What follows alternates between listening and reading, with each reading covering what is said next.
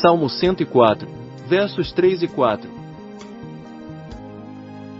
Pondo nas águas os vigamentos de suas câmaras. Davi então prossegue explicando, em extensão mais ampla, o que brevemente afirmara sob a figura do manto de Deus.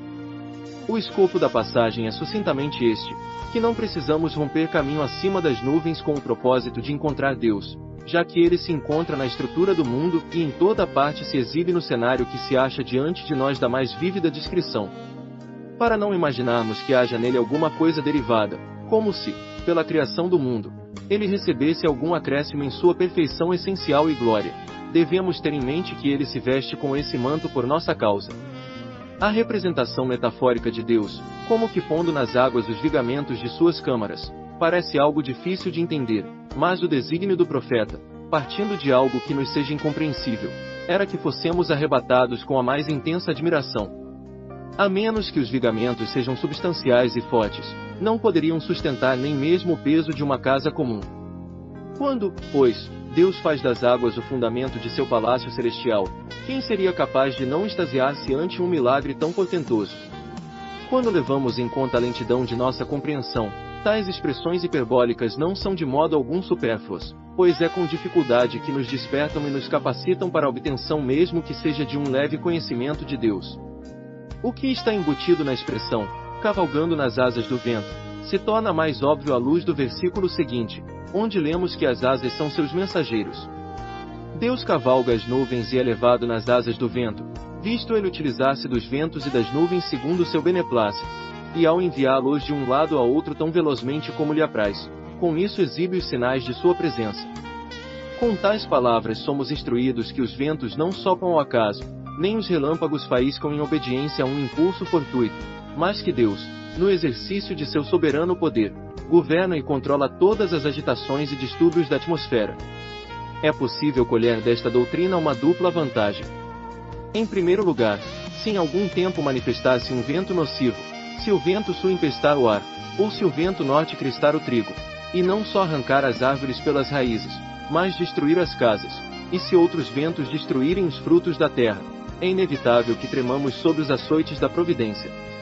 Em segundo lugar, se em contrapartida Deus moderar o excessivo calor mandando uma brisa calma e refrescante, se purificar a atmosfera poluída pela instrumentalidade do vento norte, ou se ele umedecer o solo ressecado pela instrumentalidade do vento sul, é mister que nisso contemplemos sua benevolência.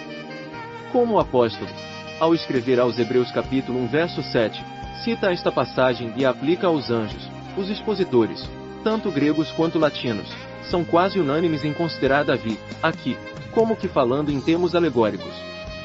De igual modo, visto que Paulo, ao citar o Salmo 19 verso 4, em sua epístola aos Romanos capítulo 10 verso 18, parece aplicar aos apóstolos o que ali se declara concernente aos céus, o Salmo todo passou a ser desafortunadamente explicado como se fosse uma alegoria.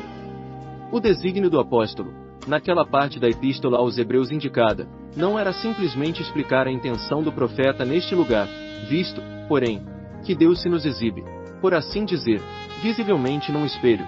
O apóstolo muito apropriadamente estabelece a analogia entre a obediência que os ventos manifestam e perceptivelmente rendem a Deus, e aquela obediência que ele recebe dos anjos. Em suma, o significado consiste nisto, como Deus faz uso dos ventos como seus mensageiros, fazendo-os soprar numa e noutra direção, acalmando-os e despertando-os como bem lhe apraz, para que por seu ministério ele declare seu poder. Assim os anjos foram criados para executar suas ordens. E certamente pouco proveito extraríamos da contemplação da natureza universal se não contemplarmos com os olhos da fé aquela glória espiritual da qual uma imagem se nos apresenta no mundo. Ele fundou a terra sobre seus fundamentos, de modo que ela para sempre não será removida. Ele a cobriu com o abismo como com um manto, as águas estarão acima das montanhas. A tua repreensão fugirão, a voz de teu trovão se apressarão.